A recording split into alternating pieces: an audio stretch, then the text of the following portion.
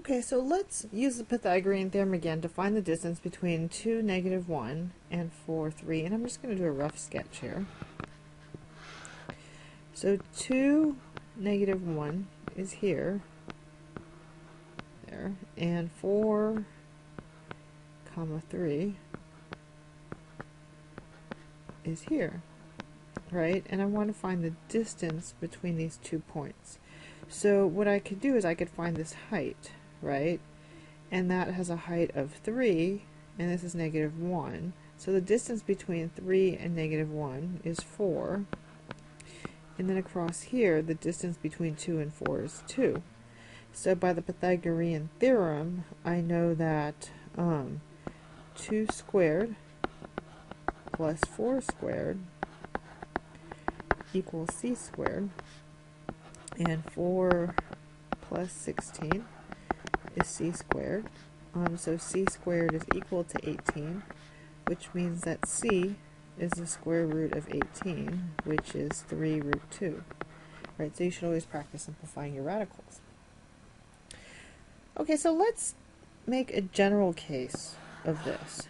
So let's say that I have this ordered pair here, x1, y1, right? And that's just a dot right here. And then over here, I have the point x2, y2. And I want to find the distance between them. Well, can't I just do what I've been doing and drop a perpendicular, right, to find my vertical change and my horizontal change? Well, what is my vertical change? Isn't that y2 minus y1? And then my horizontal change is x2 minus x1. Okay. And so I can use the Pythagorean theorem because essentially this distance here is c squared, right? So c squared is equal to, well, my horizontal distance squared, so x2 minus x1 squared, right? That's like this 2 squared over here. To that I add y2 minus y1, and I square that.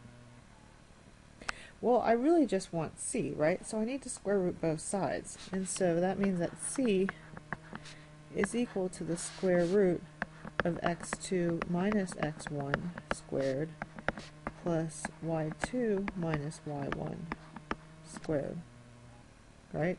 Do you see that this right here is like your horizontal change of 2, right? We found this 2 by doing 4 minus 2. Well, that's x2 minus x1. And then over here, to get the y2 minus y1, that's like this 4 squared. So 3 minus -1 is 4. Okay.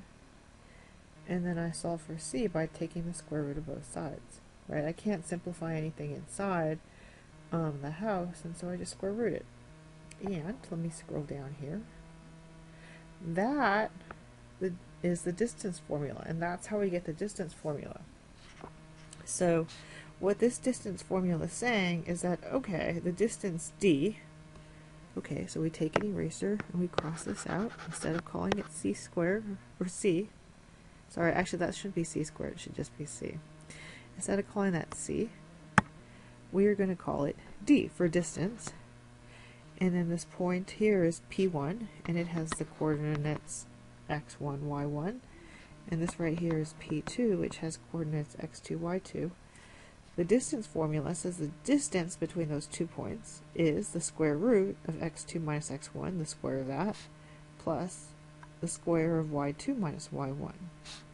But isn't that what we just got from the Pythagorean theorem? So that's where the distance formula comes from. We're not going to see the distance formula too much, although we will see the Pythagorean theorem throughout the semester and in your future. So that's worth memorizing.